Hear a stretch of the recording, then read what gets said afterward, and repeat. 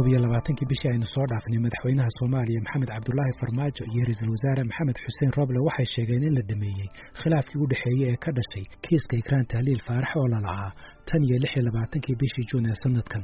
waxay ku heshiiyeen labada mas'uul in kiiska Ikraan Tahliil loo daayo hay'adaha garsoorka sida uu sheegay afhayeenka dawladda. isla bishaas 26keediina ra'iisul wasaaruhu waxa uu booqasho aan hore loo sii shaacin ku tegay xarunta hay'adda nabad sugidda iyo sirdoonka qaranka ee NISA oo ay ka tirsanayd Ikraan Tahliil Faarax.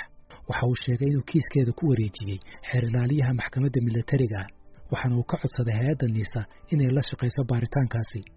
haddaba kalsooni intee leeg ayay qabaan qoyska Ikraan Tahliil Faarax in heshiiskan cusub uu horseedi karo horumar laga sameeyo baaritaanka kiiska? halkee ayuu marayaa baaritaanka waxa ku dhacay Ikraan Tahliil Faarax? maxaa caqabada ah ee hay'adaha garsoorku ay kala kulmeen baaritaanka kiiskan?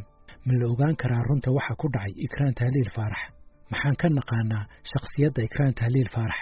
waa mawduuca barnaamijka galka baarista ee toddobaadkan. baaritaanadii hadda ka hor lagu sameeyay kiiska Ikraan Tahliil Faarax dhammaantood wax horumar ah kama aysan samaynin hawsha baarista kadib markii saraakiisha NISA ay sheegeen inaysan ogolaan doonin in hay'ad kale oo dawladeed ay baaritaan ku samayso laguna qanco baaritaanka ay sheegtay inay hay'addu samaysay. sidaasi waxaa galka baarista u sheegay saraakiil ka tirsan dawladda Soomaaliya oo ka shaqeeya nabad sugidda iyo garsoorka oo codsaday inaan magacooda la sheegin sababtoo ah ogolaansho uma haystaan inay ka hadlaan halka uu marayo baaritaanku. Ikraan Tahliil Faarax waxaa la waayay 26 bishii Juun ee sanadkan waxayna gurigeeda ka baxday wax yar kadib 8 fiidnimo ee maalintaasi. qoyskeedu waxay sheegeen inay ku maqan tahay gacanta hay'adda NISA ee ka tirsanayd. hay'adda NISA waxay iyadu sheegtay inay ku dhacday gacanta ururka Al-Shabaab ayna dileen. qoyska Ikraan Tahliil Faarax cabasho ayay u gudbiyeen maxkamadda militariga bishii Juulaay 11keedii iyaga oo doonaya in maqnaanshaha Ikraan laga wareysto laba sargaal oo ka tirsan hay'adda NISA oo ay mid dumar tahay ayna isku guri deganaayeen Ikraan. 24 Juulaay qoyska Ikraan oo adeegsanaya la taliya dhinaca sharciga waxay gudbiyeen liis dhammaystiran oo ay ku qoran yihiin dadka ay ku eedeynayaan maqnaanshaha Ikraan. 27 bishii Juulaayna xeer ilaalinta maxkamadda militariga waxay si rasmi ah ugu dhawaaqday dhismaha guddi khaas ah oo soo baara kiiskaas. guddigaasi waxay gudagaleen baaritaankooda waxay cadeymo ka qoreen hooyada Ikraan Tahliil Faarax. waxay kaloo wareysteen gabadh u shaqaynaysa Ikraan Tahliil. sidoo kale waxay wareysteen gabadhii guriga ka kireysay. waxay sidoo kale qoraal ka qoreen qaar ka mid ah shaqaalaha hoteelka garabdhow goobta. markaasi kadib ayay guddigu bilaabeen inay baaritaanka u gudbiyaan dhinaca hay'adda NISA. hase yeeshee sida ay sheegeen saraakiisha la hadashay galka baarista NISA waxay ku wargelisay guddigaasi in hay'adda NISA ay leedahay qayb baaritaan iyaduna ay baaritaan ku samaynayso kiiska Ikraan. markii ay guddiga baaristu sheegeen inay doonayaan inay wareystaan labada sargaal ee ugu horreeyay ee ay qoysku magacaabeen waxay NISA ku wargelisay guddigaasi inay iyadu soo wareysanayso labadaasi sargaal iyadoo aanay la joogin guddiga baaritaanka ee maxkamadda militariga iyagoo markii dambena ku wargeliyay inay soo dhammaystireen baaritaanka warbixintoodiina ku wareejiyay guddigaasi. warbixintaasi oo ka koobnayd 38 bog sida ay sheegeen saraakiil ka tirsan dawladda gaar ahaan garsoorka. xildhibaan Aamina Maxamed Cabdi oo xildhibaanada Ikraan Tahliil waxay galka baarista u sheegtay inay heshay macluumaad xaqiijinaya inuu istaagay baaritaanka garsoorka sababtoo ah wada shaqayn la'aan ay kala kulmeen dhinaca NISA. waxaa marka noo soo baxay maxkamadii iyo xeer ilaalintii intaba ay noo sheegeen kiiskan in aysan sii wadi karin ilaa ay ka helaan space ay ku baari karaan. waxay noo sheegeen inay dareemayaan humaad badan in uu jiro.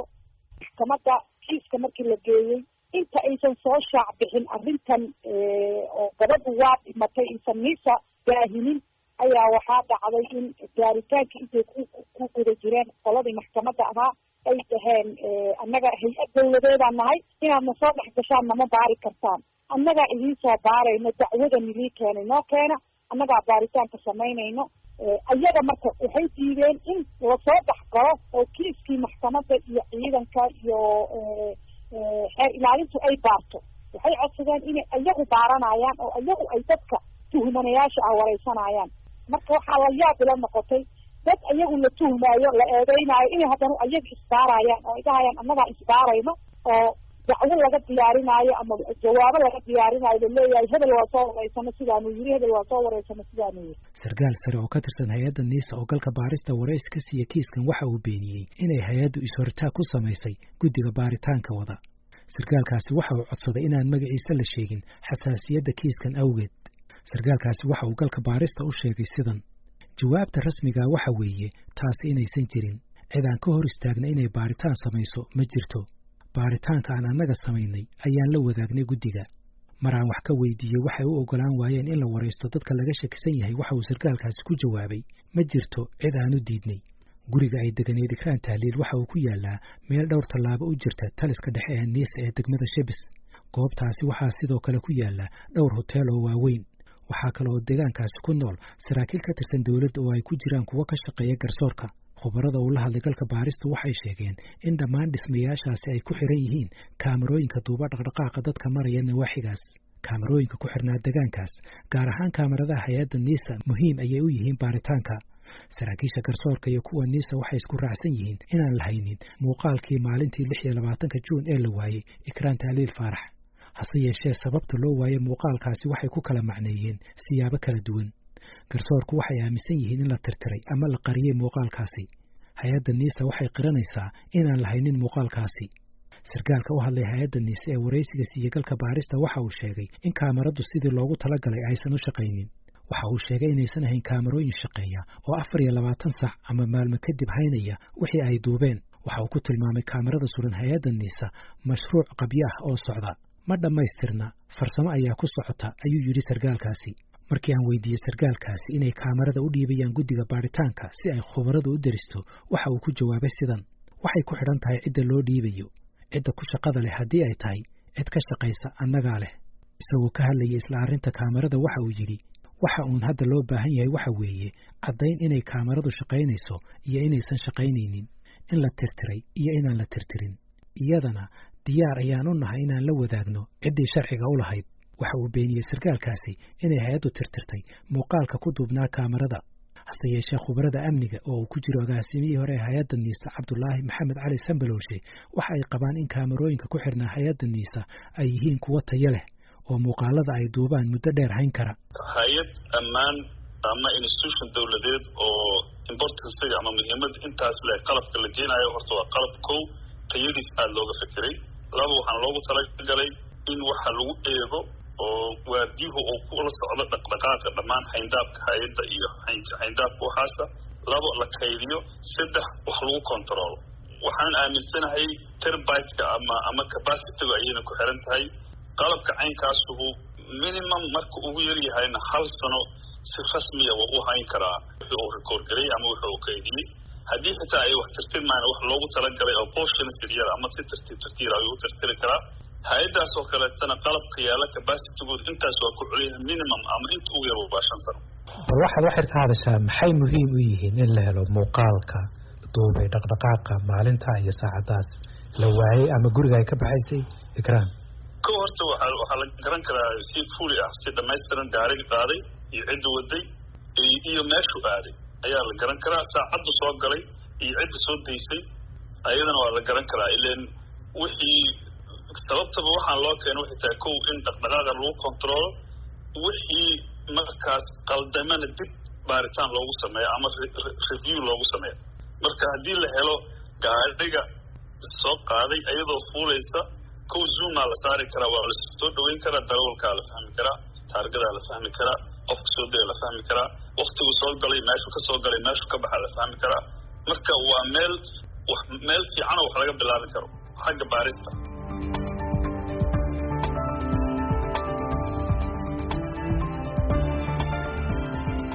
labadii bishii Sebteembar ee aynu soo dhaafnay, hay-adda Niisa waxay sheegtay in Ikraan Tahliil Faarax ay u gacan gashay ururka Al-Shabaab ayna dileen. sarkaalka u hadlay hay-adda Niisa waxa uu galka baarista u sheegay inay weli taagan yihiin mowqifkaasi. sarkaalkaasi waxa uu sheegay inay aaminsan yihiin in Ikraan la dilay 14 bishii Juulaay, laguna dilay deegaanka lagu magacaabo Dhaytubaako oo ku yaala gobolka Jubbada Dhexe uuna ku dhammaado webiga Shabeelle. hase yeeshee ilama wadaagin sarkaalkaasi caddaymo muujinaya inay Al-Shabaab dileen. Al-Shabaab waxay beeniyeen inay Ikraan Tahliil u soo gacan gashay iyo inay dileen toona.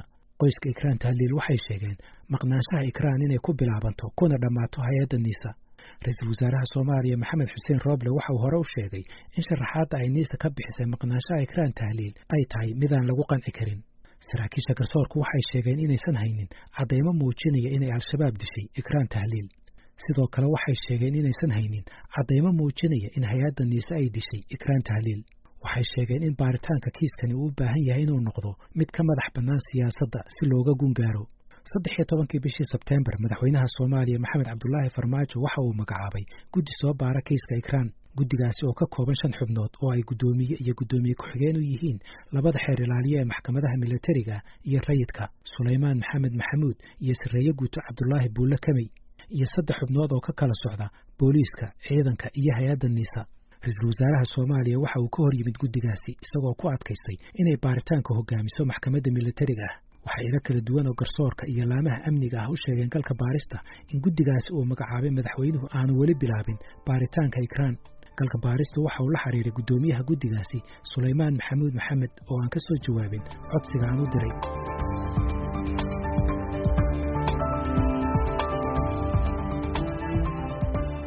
qalalaasaha siyaasadeed ee uu abuuray kiiska Ikraan Tahliil Faarax, murugada iyo dhibaatada haysata qoyskeeda iyo dareenka shacabka ka dhur sugaya halka uu kiiskani ku dambayn doono kasakow maxaan ka naqaanaa Ikraan Tahliil Faarax. Ikraan Tahliil Faarax waxay ku dhalatay magaalada Mandheera ee waqooyi bari Kenya 24 bishii August 1996. yaraanteedii waxay ku kortay deegaankaasi Mandheera halkaas oo ay ku qaadatay tacliinta asaasiga ah. kadibna Ikraan waxay u wareegtay magaalada Nairobi halkaas oo ay ka gashay waxbarashada dugsiga sare iyadoo lagu daray mid ka mid ah iskuulada ugu wanaagsan dalkaasi ee gaarka loo leeyahay oo ah iskuulka Aga Khan High School.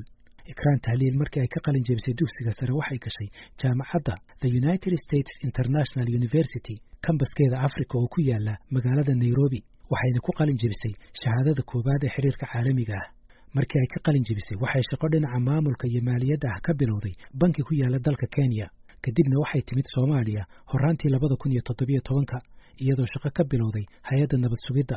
Cabdullaahi Maxamed Cali Sambalolshe waxa uu xilligaasi ahaa agaasimaha hay'adda niisa. isaga ayaana Ikraan Tahliil siiyey shaqadii ugu horeysay ee dawladeed.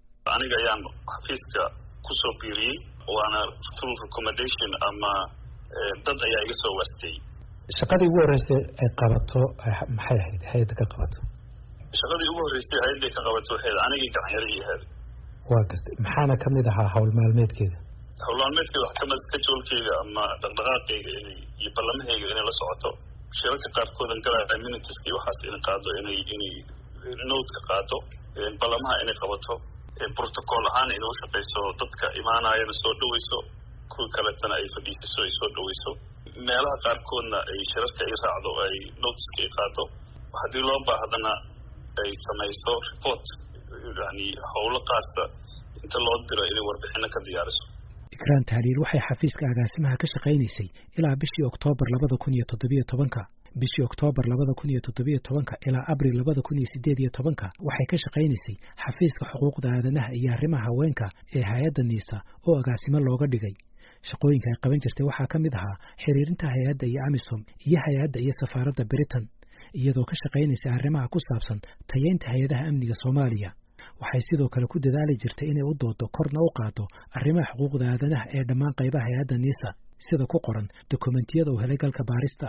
laga bilaabo Oktoobar 2018 ilaa Julaay 2019 waxay ka shaqayn jirtay xafiiska gudoomiyaha gobolka Banaadir iyo duqa magaalada Muqdisho oo markaas uu madax ka ahaa Allah u naxariistay injineer Cabdiraxmaan Cumar Cusmaan Yariisow oo koodii bishii August 2019 u dhintay dhaawacii ka soo gaaray qarax ka dhacay xafiiskiisa. dilkii injineer Yariisow kadib Ikraan waxay ku soo laabatay hay'adda. shaqada hay'adda kasakoona waxay ku hawlanayd inay kor u sii qaado aqoonteeda iyadoo ka faa'iideysanaysay fursadaha waxbarasho ee soo baxayay. isla sanadkaas 2019 Ikraan Tahliil waxay gashay jaamacadda University of Nottingham ee dalka Britain iyadoo ka qaadatay shahaado ku saabsan xuquuqda aadanaha. sanadkii ku xigayna waxay koorso sanad ah oo ah shahaadada labaad ee xiriirka caalamiga ah ka qaadatay jaamacadda King's College ee dalka Britain. waxbarashadaasi oo uu carqaladeeyay dillaacii cudurka COVID-19 qorshuhuna uu ahaa inay qalin jebiso bishii August ee sanadkan. Ikraan Tahliil waxay ku hadli jirtay luqadaha Ingiriisiga, Soomaaliga iyo Sawaaxiliga. agaasimihii hore ee hay'adda niisa Cabdullaahi Maxamed Cali Sambalolshe. gabar ah oo daacad ah oo shaqadeeda jecel oo confidentiality-ga qof ilaa xad aruursan oo aanan hadal badnayn oo aan sirtu ka baxaynin howlkar oo aan daaleynin xafiiska front office-ka la yiraahdo ama xafiiska taliyo 4 saac shaqeeya aan weligood eed sheeganaynin daal iyo iyo kala daadsanaan aad ka dareemaynin daa'imiisa shaqadeeda edab leh spirit iyo sheegeen teamwork ama dadka la shaqaynteeda iyo habkay dadka ula shaqaynaysa oo fiicnaa ayuu ahaa. marna xog adiga ama hay-addu aysan raalli ka ahayn may bixisay ama hawl shaki laga qaadi karo miyay qabatay ama la timid habdhaqan shaki laga qaadi karo? may marnaba qofkaasu dabeecada laga shaki karana ma ahayn. qof waxay ahaaday shuruud ah oo aruursan oo fahmo badan oo taxadar badan oo dadka inay wax ka hesha moogaan ayada inay wax ka baxaan ma sahlan. marka oo xafiiskaas oo kale qofka la keenayana mock testina waa lasoo imtixaamaa, waa lasoo tijaabina laga soo qaada ilaa had screensa lasoo marsiiyaayo qofkaas dabeecadaheega iyo marka la keenaana background check lagu sameeyahay dadkii taqaaniya connectionskeeda iyo waxaa kasoo jabay iyo habdhaqankeeda hobbigeeda iyo waxaan waa lasoo baaraa qof hadda iska aamina keena because hay'addu waxay ka shaqayso dhan oo xasaasi ah oo complex ah oo aan la fahmi karin oo yani aan sahlanayn waa siro badan oo culus ay ku dhex jiraan iyo howlo badan oo xasaasi ah.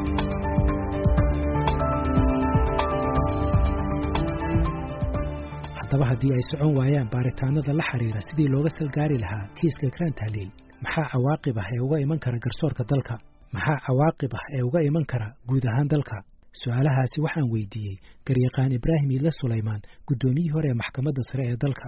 horta marka hore maxaa ka dhalanaya kiiska saam laga gudbi kara? kiisku haddii mar la oogo oo dacwadda kor la horgeeyay hay'adaha dawladda way taagnaanaysaa ilaa go'aan laga gaaro ee maxkamadda go'aan ka saarto ay leedahay kiiskaasi waa kiis dhacay ciddaasaa lagu helay iyo maaha kiis dhacay oo waa kiiskaasi wuu beeroobay ilaa iyo inta go'aan caynkaasi soo baxayo horta dacwaddaas way taagnaanaysaa. dacwad baaba'aysa ma jirtaaba yaraatee sharci ahaan mar haddii la horgeeyay garsoorka. taasi waa qodobka labaad ee cadaalad ahaan waxaa ka dhalanaya in qof kasta mas-uul kasta oo wax ka og ama lagu soo eedeeyey ama wax ka og ama daraf si uun uga ah waxaa ku waajib ah marka dalka sharciga dalka la eego penal codeka qaybtiisa saddexaad qodobada ka warramaya 282, 285, 291 qofkii kasta oo wax ka og ama wax laga weydiiyo in uu geeyaabaa ku waajiba. haddii kii wax ka ogaa uu geyn waayo dembiba uga imanaya. haddii kii wax laga weydiiyey uu tegi waaye amaba uu ka qayb qaadan waayo dembiba uga imanaya. haddii uu xog beena laga sheego dembi baa ka imanaya. waa qodobka kale ee dalka maxaa uga iman kara ka guud ahaan waxaa meesha ka baxaya waxa loo yaqaano sarreynta sharciga, hoggaansanaanta sharciga oo ah shay waajiba. haddii ciddii xadgudubka samaysay la qaban waayo oo qofka xaqiisii la siin waayo sharciga uu ku waayo waxaa iman karta in ay timaado sharci darro kale oo ah in dadkii ay gacanta ku qaataan sharciga oo qof waliba sharciga gacantiisa ku fushado. waxay imanaysaa in dadkii ay dhammaanba ka guud ahaanba ay ka laabtaan amaba aanay adeeg usoo dooran hay'adihii cadaaladda. haddaba mar uun ma laga salgaari doonaa waxa ku dhacay Ikraan Tahliil? maxaase loo bartilmaameedsaday oo ay qoonsatay? 6 sarkaal oo qaarna xilligan ay ka tirsan yihiin hay'adda nabad sugidda, kuwo kalena ay hore ugu soo shaqeeyeen laamaha dawladda iyo garsoorka, waxay galka baarista u sheegeen inay rumaysan yihiin inaysan noolayn Ikraan Tahliil, inkastoo haddana aysan u haynin wax caddayn ah. sidaasi oo kale waxaa qaba agaasimihii hore ee hay'adda Niisa, Cabdullaahi Maxamed Cali Sambalooshi, oo sheegay in Ikraan dilkeedu uu yahay dembi siyaasadeed, sida uu hadalka u dhigay. gabadhaas political crime yani dembi siyaasadeed wax la xiriira ayaa lagu dilay. dadka dilayna dembi siyaasadeed ayay galeen. hase yeeshee qoyska Ikraan Tahliil waxay iyagu aaminsan yihiin in gabadhoodu ay nooshahay. Dr. Xasan Faarax Axmed waxa uu macallin ka yahay jaamacadda Langston ee gobolka Oklahoma.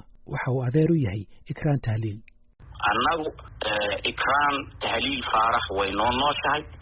waxa wax nooleeya iyo waxa wax dilana waa Ilaahay. dad in lagu sababo way iska dhici kartaa, laakiin nolosha iyo dhimashada horta Ilaahay baa iskale. haddii Ilaahay uu u qoray inay waqtigeedii uu weli wax ka dhiman yahay, wax kastoo ay marto way badbaadaysaa haddii Ilaahay yidhaah. laakiin annagu xaggeena way nooshahay, waana sugaynaa Ilaahay idinkiis. Ilaahay baanan taladeena saaranaynaa.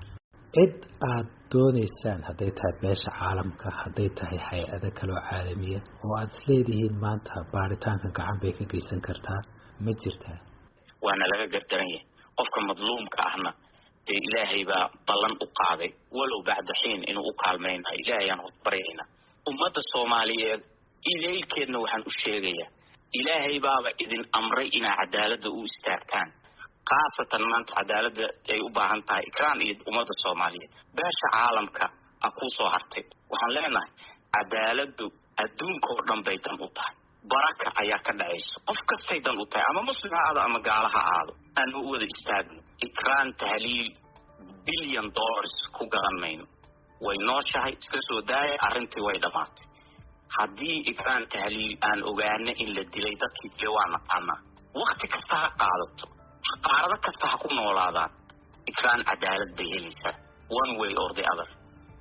dhagaystayaal waxaa naga xasuusinahay in galka baarista uu la xiriiray madaxtooyada Soomaaliya iyo taliyii hore hay'adda NISA Fahad Yaasiin oo labaduba aan ka soo jawaabin codsigii waraysi aan u gudbiyay.